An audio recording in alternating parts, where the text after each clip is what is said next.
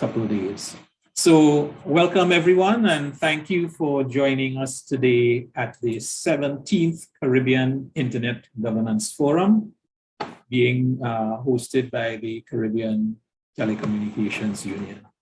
And my name is Nigel Casimir. I'm the telecommunications specialist at the CTU Secretariat, which is based in Port of Spain, Trinidad. In our 17th Caribbean Internet Governance Forum, our theme is going to be, or is, the Caribbean Internet Governance Priorities for Post-COVID ICT-Driven Development. And this event will take place over the next 2 days, today and tomorrow, the 24th and the 25th of August. The provisional agenda for this event is posted on the webpage of the 17th CIGF, and we will be posting the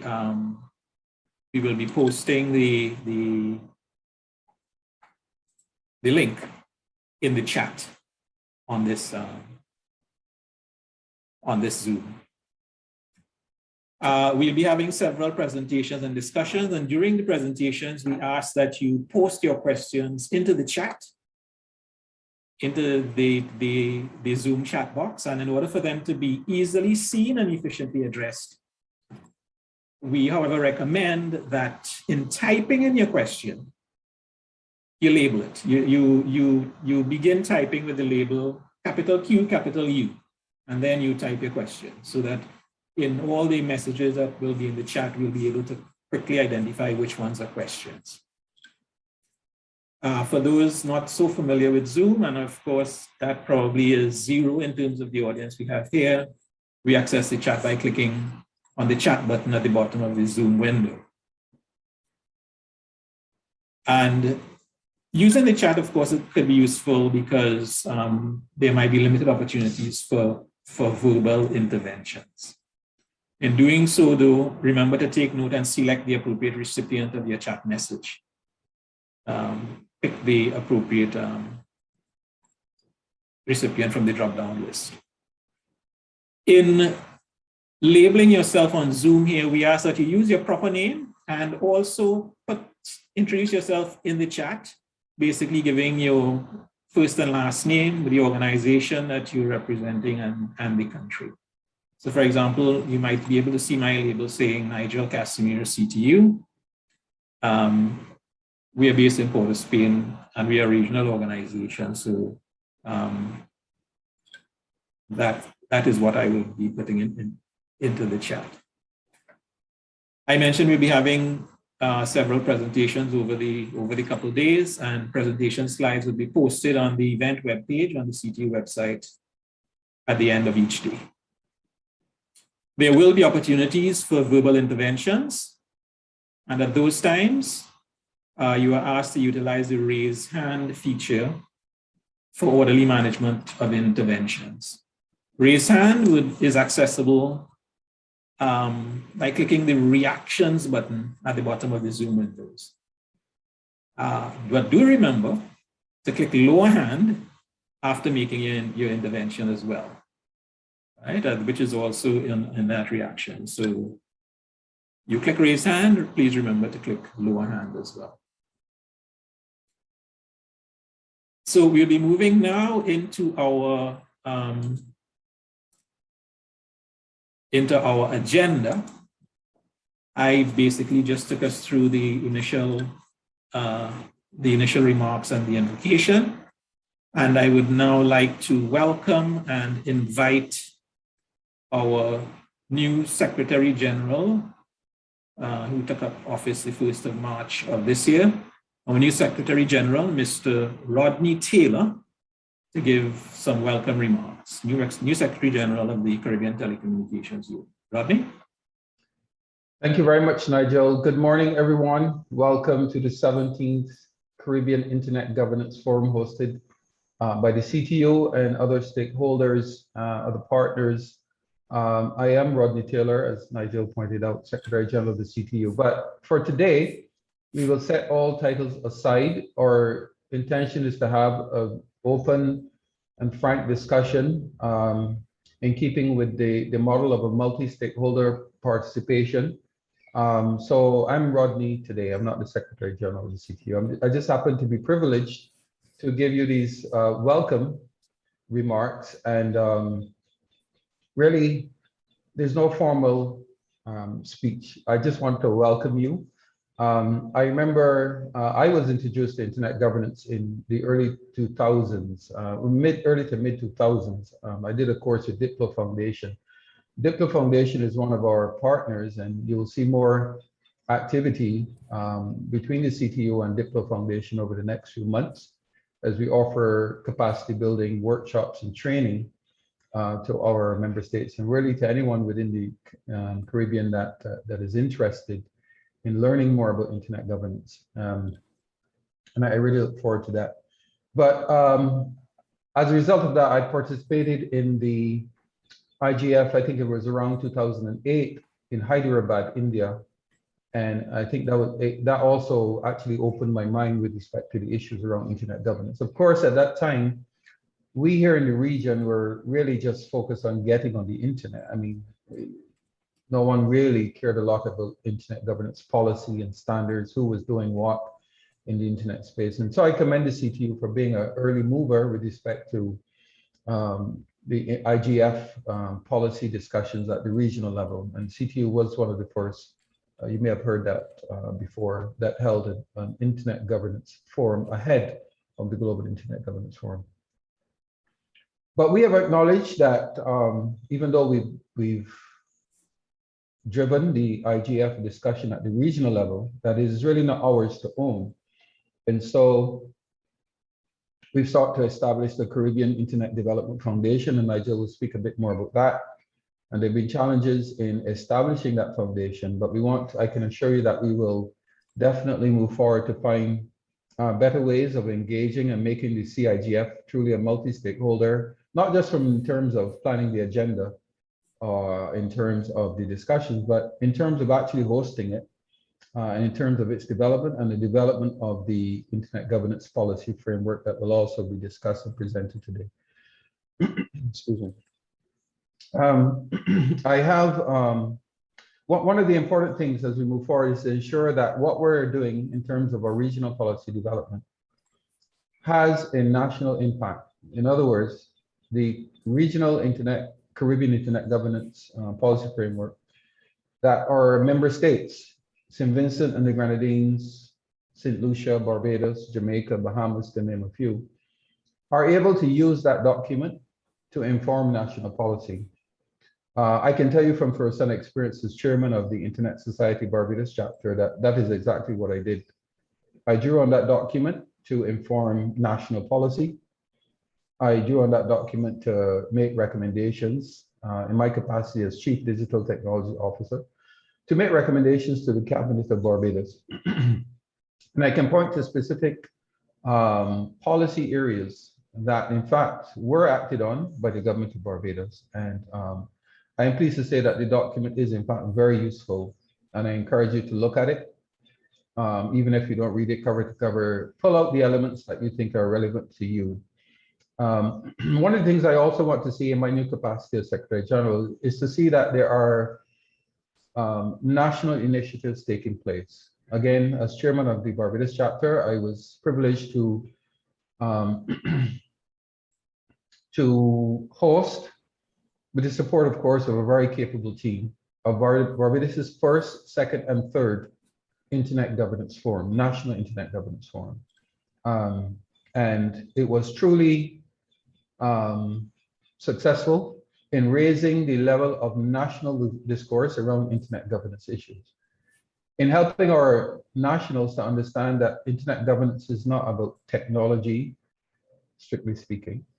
It is not about IPv6 versus IPv4 or DNSSEC or RPKI. The internet is going much beyond that, very much beyond that, and it is impacting people's lives. And if we think in terms of our responsibilities as global citizens, we have to consider those who are not connected. Globally, we have to consider those who are not connected regionally and nationally.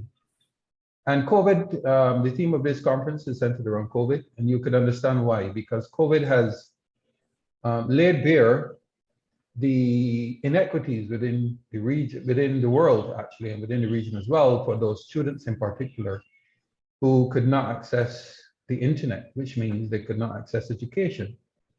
Here in Trinidad and Tobago, where the CTU is hosted, that remains an issue. In fact, there was a recent announcement that schools will continue virtually from September 6th. What happens to those children who don't have internet access or who don't have devices? What happens to those workers who are unable to access or work remotely?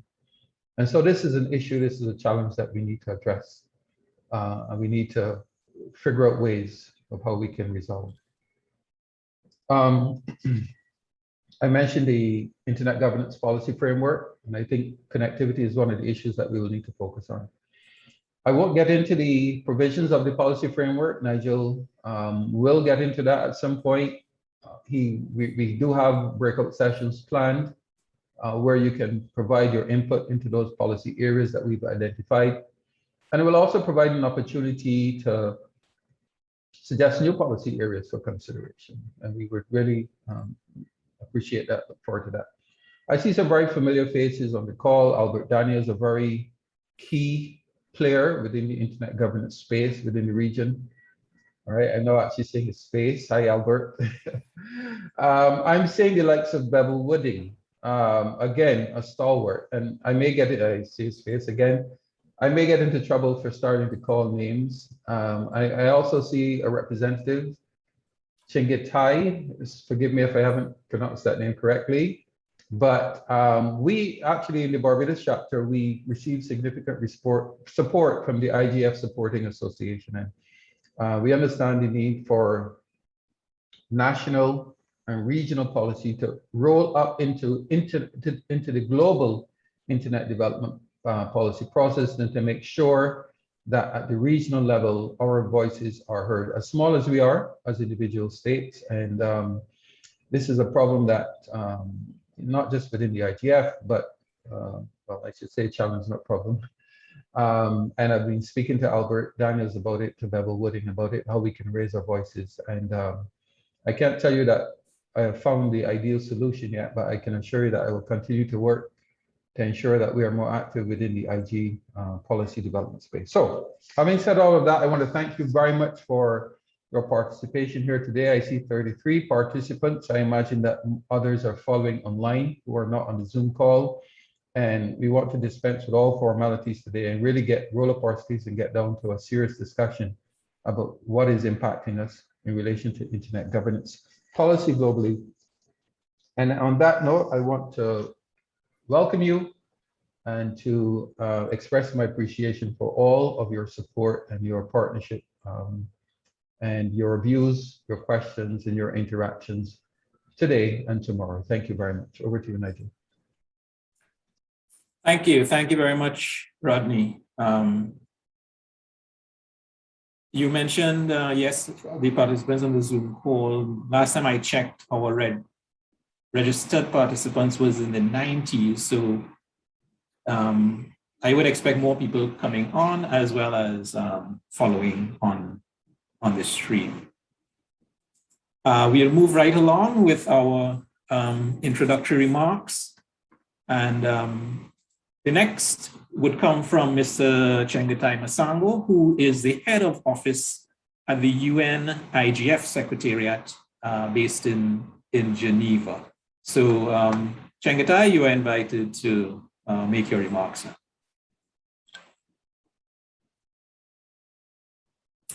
We're not hearing you though. Oh, you're waiting for it to unmute yourself. But it's still on mute, actually.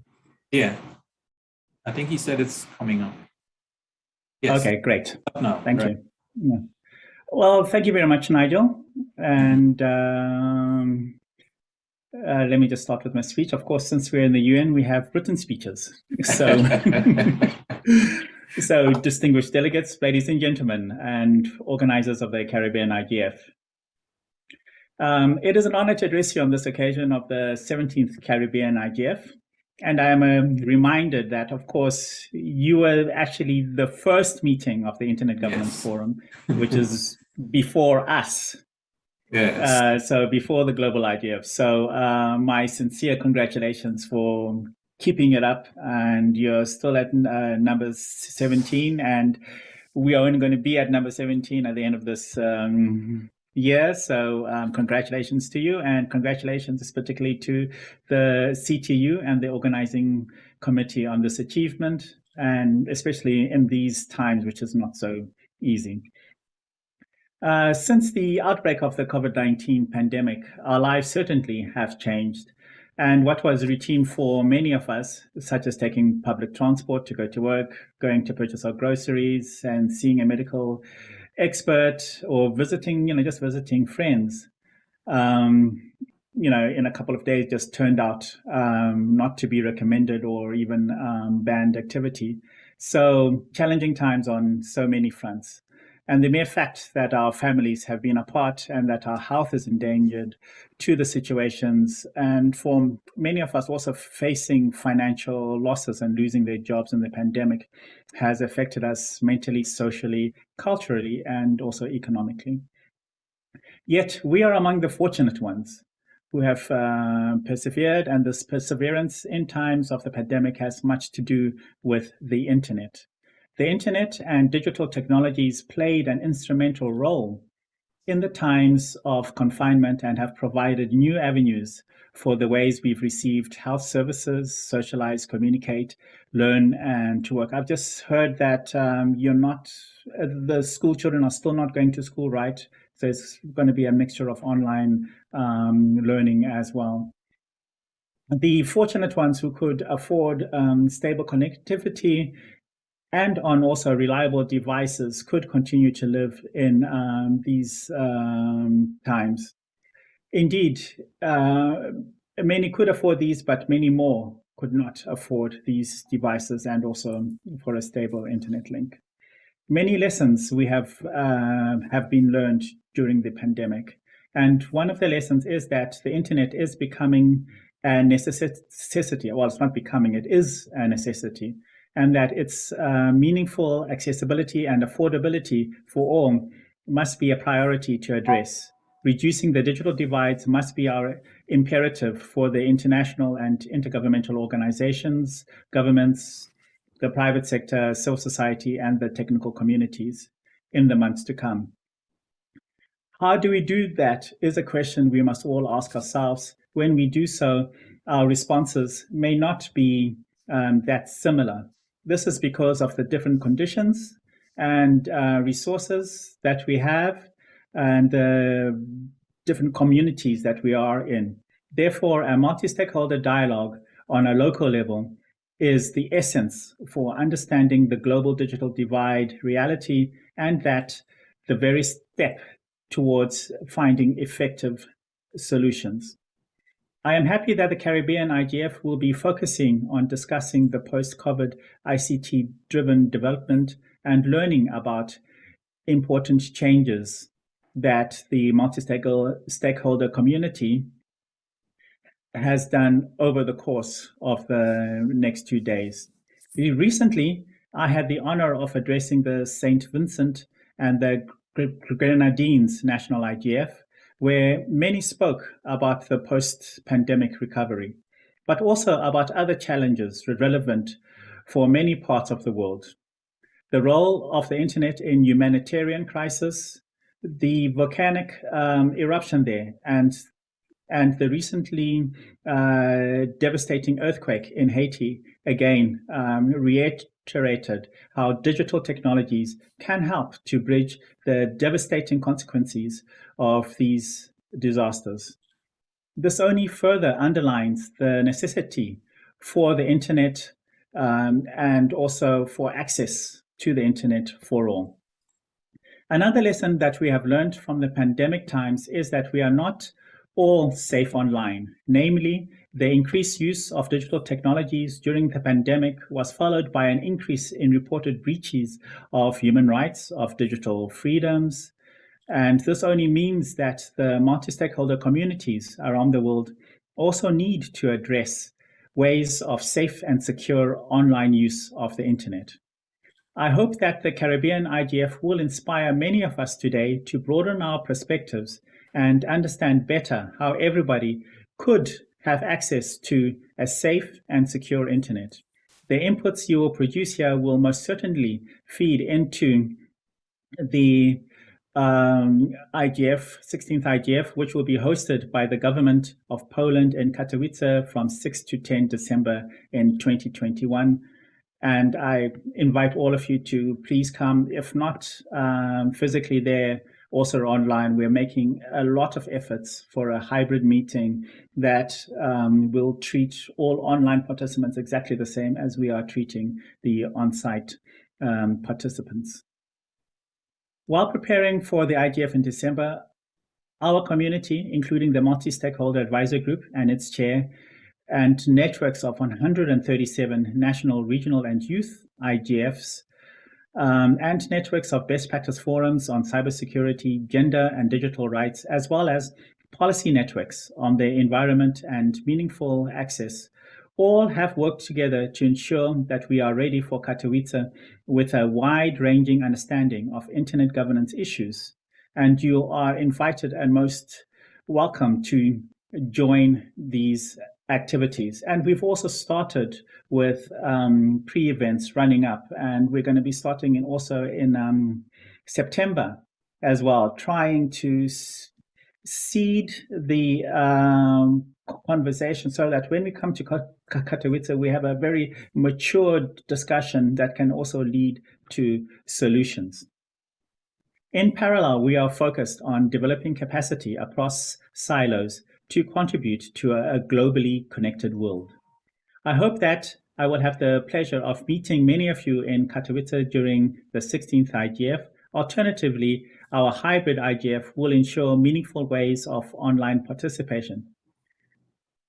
If you will, however, come to Katowice, you can consider applying for travel support with the IGF Secretariat. So this is open until the end of August, and we really do want people, especially from small island states, to come and also share their experiences with other people at the Katowice IGF. So I do encourage those of you who are willing to come to Katowice to please apply for this travel support as well.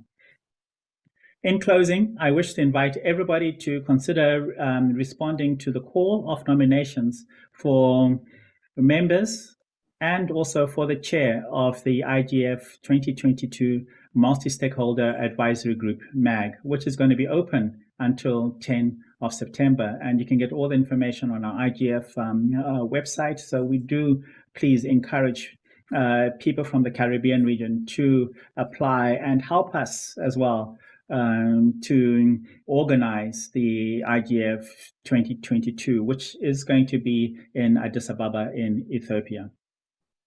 Your specific inputs and expertise can be a value add to this group.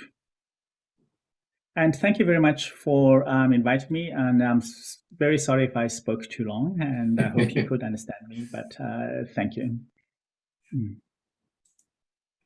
Thank you very much, Chengetai. And we will be hearing more about the upcoming IGF in Poland later on this morning, because we will also be having a presentation from Ms. Anya Gengu from the UN IGF Secretariat, and also some inputs in terms of what opportunities there might be for specific Caribbean participation and input from two of our Caribbean stakeholders, Tracy Hackshaw and Kevin Swift. So we look forward to that. Moving right along with the introductory remarks, we get into remarks now from our enduring sponsors, supporters, partners in the work of internet governance development around the Caribbean. And firstly, I'd like to invite Mr. Bevel Wooding, who is the Director of Caribbean Affairs of the American Registry for Internet Numbers, ARIN, to give some introductory remarks. Bevel, over to you. Thank you, Nigel, and good day to all. As always, it's a pleasure to be here with you all. I'm speaking on behalf of the American Registry for Internet Numbers, ARIN, and ARIN would like to thank and congratulate the CTU and the CIGF organizing team. Nigel, you and the team have done another sterling job in staging this 17th edition of the Caribbean Internet Governance Forum. ARIN deeply values being a part of this community and, of course, as always, welcome the opportunity to demonstrate our commitment to this initiative. We believe that the regional and international collaboration is absolutely essential if CIGF is to remain a relevant and, more importantly, an inclusive forum for shaping internet governance in the Caribbean. Now, our belief is rooted in the foundation of the internet itself. As many of you know, the architects of the internet collaborated to build this as an open, inclusive, empowering platform. And today, we all experience the benefits of this design. The internet has become an enabler for human development worldwide. It has enabled growing economies, societal discourse, and of course, open opportunities and facilitated innovation on a global scale. But like the world it serves, the internet is constantly evolving, and many of its benefits cannot be separated from its risks. In many ways, the network has grown into a mirror of the politics, the prejudices, and the diverse and divergent interests of its global users. Cybercrime, misinformation, and vice live alongside unprecedented opportunity for empowerment and innovation and access. And this is as true in the Caribbean as it is for the rest of the world. So the question for the region at this juncture and for us here in the CIGF is, how do we more effectively embrace the enabling aspects that come with access to this network, particularly in the context of a global pandemic and in the context of a requirement for greater local services online, while defending against the more pernicious influences and actors? In other words, how do we extend our reach to global networks and applications while strengthening and securing our local network infrastructure, applications, and services? Or put it differently, how do we access vast global content repositories while preserving, expanding, sharing, and even profiting from our own cultural assets and preserving our own cultural identity on the global stage? ARIN welcomes these important and necessary discussions, and we believe that for the proper response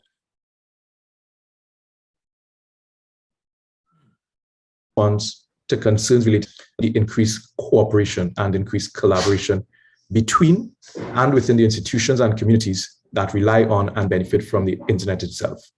This includes governments, IORGs or the internet organizations, development agencies, educational institutions, private sector enterprises, and of course, civil society. Now, much commendable work is already being done, particularly in response to the disruptive impact of COVID-19. We now have more local digital content online. There is a greater embrace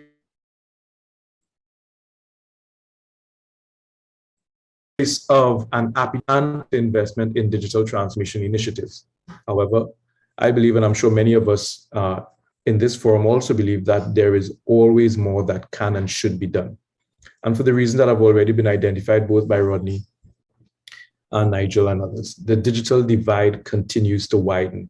Our children and other vulnerable groups online face new and more sophisticated risks.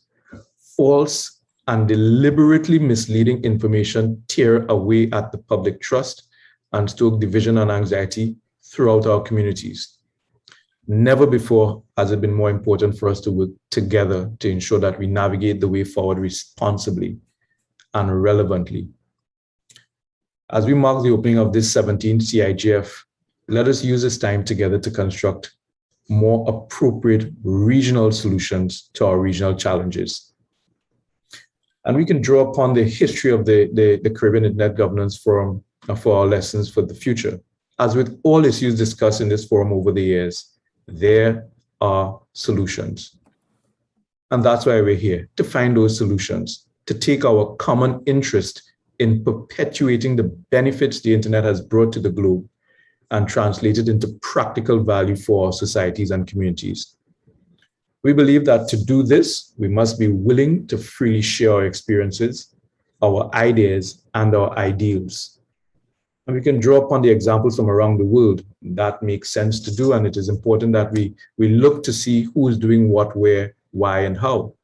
But ultimately, we must forge solutions that best reflect the values and the aspirations of the Caribbean and the countries we represent. Therefore, ARIN looks forward to participating in these discussions with its stakeholder Caribbeans. And of course, we also encourage participation in ARIN and other Internet organization meetings. The ARIN 48 public policy meeting is coming up, and there are fellowship programs available to Caribbean participants who wish to join in and add their voice to shaping number resource policy and internet policy for the region. We think that this widening participation in both regional and international fora is fundamental to the Caribbean taking its place on the global internet. So beyond the discussions, I want you to know that we are committed to helping translate words into tangible action for the good of the Caribbean and for the good of the global internet. So Nigel, with those words, I wish to thank you and congratulate you on the opening of the CIGF, but more importantly, we look forward to a very successful and fruitful 2 days of discussion. Thank you very much. Thank you. Thank you very much, Bevel. That's much appreciated. And on the program, indeed, we do have 2 discussions that will involve the internet organizations, the IORGs, as Bevel mentioned there. And I'll invite a second representative from these IORGs to make his introductory remarks now. This is Mr. Kevon Swift. He is the head of Strategic Relations and Integration for the Latin American and Caribbean Internet Addresses Registry, which we call LACNIC. So Kevon, over to you. I'm sorry, Nigel, may I use my privilege as SG, even though I dropped that title earlier, to say I forgot to mention Kevon. And Kevon certainly is one of the key partners collaborating with CTO and LACNIC within the region. So Kevon, appreciate your support over the years. Thank you. Thank you so much, Rodney, and thank you, Nigel. So ladies and gentlemen, great morning to you all. It continues to be a tremendous honor to celebrate yet another Caribbean IGF with you, this 17th record edition, focusing on the region's priorities for post-COVID ICT-driven development. We are at a crossroad where the impacts of our economy, society, and environment at this time of accelerated digital transformation can only be fully realized through strong and effective governance in creating a digital environment that is replete with opportunities and charting clear pathways for policy inclusion, and most certainly workable solutions to today's problems through open, transparent, bottom-up, multi-stakeholder processes. LACNIC is indeed and remains a consistent promoter of these IG principles for the development of the internet experience across the region. At LACNIC, we have observed some interesting facts about the region's internet development. Despite the obvious uptick in demand for internet services during the pandemic, requests for numbering resources have remained unaffected. But this is not a terrible thing, as over 95% of LACNIC members have both IPv4 and IPv6 resources. So it's just a question of when operators and critical infrastructure providers will be deploying the latter. We actually ran out fully of IPv4 resources in August of 2020. On a less pleasant note, we have seen a significant increase in the occurrence of ransomware attacks, as reported by our CSIRT. Just last year, the amount of money paid in ransomware rose to over 300% compared to what it was the previous year before the pandemic. In terms of opportunities at the registry, as part of our pivoting strategies, our virtual biennial events are complete with language services and have been gaining very significant participation by people who may not have had the opportunity previously to attend in person. And of course, we even conduct now our community-based engagements, LACNIC on the move, via this virtual format, with the equal positive impacts of expanded reach and interaction. Looking at the availability of internet governance courses within Latin America and the Caribbean, there was a significant point that Rodney had mentioned about the Diplo courses, and I think a lot of us had actually gotten our induction to this space thanks to the Diplo Foundation.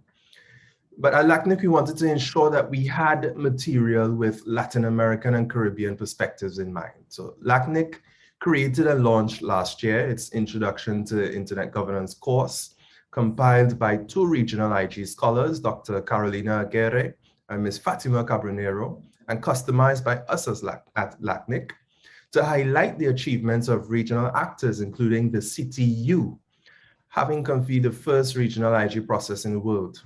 This course runs at 2 periods during the year and is currently available in Spanish, but it's my personal endeavor to make sure that this course will be available in English so that the English-speaking Caribbean and others may take advantage of this uniquely curated body of knowledge. In closing, I'd like to thank the CTU once again for its yeoman service on behalf of the region in convening this space. Congratulate you, Rodney, a CTU stalwart who is now acting in the capacity of Secretary General, and thanks to all of you connected today for making the region's internet experience what it is we have come to know. Back to you, Nigel. Thank you. Thank you very much, Kevin, and we look forward to your further contributions later today and tomorrow to this 17th CIGF. We move on to our next stalwart partner, which is the Internet Society. And I'm inviting now Mr. Shernan Osepa. He is the Director of Caribbean Affairs and Development for the Internet Society to make his opening remarks. Shernan? Yes, thank you. Sorry, and I promise not to intervene anymore, but of course, how could I not welcome Shernan Osepa, a stalwart partner, yes. You know, participated first, second, third Barbados National IGF. So personal welcome to you, Shernan, and I promise I will endeavor not to interrupt anymore. Thank you very much, Rodney. Thanks you also, Nigel. Hello to all, good morning, good afternoon. First of all, on behalf of the Internet Society, I would like to thank the CTU for organizing this event and also for inviting us to this 17th edition of the Caribbean Internet Governance Forum. An Internet Governance Forum is not just another event. It's the event, if properly used, that has all the ingredients that can help us to get a much bigger impact on a national or regional level. Especially as we go through the pandemic, more and more we realize that the internet is the most powerful tool that all of us needs to embrace. But we do realize also that almost half of the global population doesn't have access to this valuable tool. In the Caribbean, we are seeing this disparity as well, with some territories having internet penetration of just around 30%, and we need to do something about this. Our own organization, the Internet Society, is committed to bring a change in this regard. That is why we have been focusing and partnering with key stakeholders to get the unconnected, especially in rural areas, connected. We also have a big responsibility to educate internet users, especially the youth, regarding the challenges that exist in a connected world. In this regard, we have some very specific programs focusing on cybersecurity and encryption. The Caribbean has its unique challenges. That is why I believe we should use this IGF and other fora to develop our own key indicators. We do need empirical data. Most of the times we focus on trying to solve problems, but we don't have empirical data to back up basically what we're trying to do. So these indicators should be measurable, serving as key point of departure to help policymakers, governments, and all stakeholders to take sound decisions. So once again, on behalf of the Internet Society, I thank the CTU, the Caribbean Telecommunications Union, for this opportunity, and I look forward to some great discussions. Thank you very much. Thank you. Thank you very much, Shannon. And you made mention of a need for development of data and data sets. And we will be having opportunity this afternoon to explore that in a bit more detail, and in particular in a discussion among the Internet organizations. The last of these is ICANN, the Internet Corporation for Assigned Names and Numbers. Our regional representative in the Caribbean is Mr. Albert Daniels. He is the Senior Manager for Stakeholder Engagement in the Caribbean for ICANN. And I'm inviting Albert now to give his introductory remarks. Albert? Thank you very much, Nigel. Secretary General of the CTU, distinguished ladies and gentlemen, good morning. Good morning. For the global IGF, ICANN, the Internet Corporation for Assigned Names and Numbers, has been a key player and supporter, not only from a financial perspective, but also as a reference organization when discussing the multi-stakeholder model, jurisdiction issues, management of Internet critical resources, and more recently, privacy. From an organizational perspective, historically, ICANN has had a seat on the IGF's Multi-Stakeholder Advisory Committee and has been deeply involved in high-level discussions about the IGF. ICANN follows NRIs for a variety of reasons. We divide these reasons into 4 categories. First of all, very importantly, outreach and engagement, setting the record straight, ensuring that stakeholders have accurate and up-to-date information, capacity development, and also finally ensuring the security, interoperability, and stability of the Internet.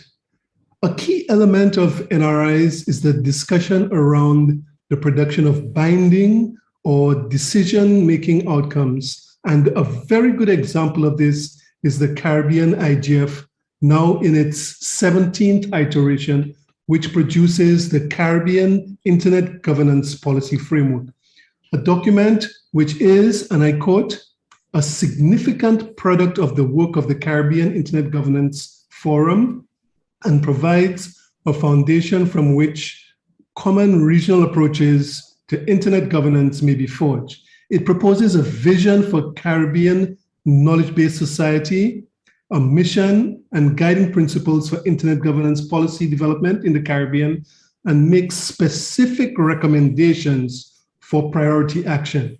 It also implements considerations for successes which are proposed. The intent of this document is to stimulate development of harmonized national policies and best practices in Internet governance appropriate to support the aspirations of Caribbean for economic and social development, unquote. So it is from this perspective that it is the intent of ICANN to continue to support the Caribbean IGF, expanding our contribution to the agenda, particularly with speakers on technical topics, introducing participants to relevant ICANN Learn online courses, and generally to add communication support to increase the participation in the Caribbean IGF by Caribbean stakeholders.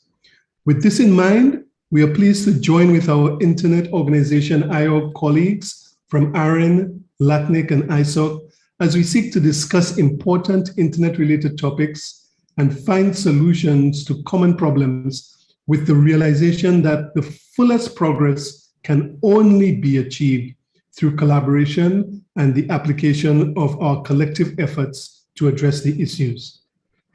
ICANN congratulates the Caribbean Telecommunications Union on its facilitation of efforts over the past 17 years, and especially efforts of Secretary General Bernadette Lewis, and particularly Nigel Casimir for his pivotal role in the IGF. And we look forward to continuing to work with the CTU under its new Secretary General, Mr. Rodney Taylor, who said that we can call him Rodney, who I must say has hit the ground sprinting like a Jamaican 100 meters athlete. With these few words, we look forward to a successful and productive IGF. I thank you. Thank you. Thank you very much, Albert.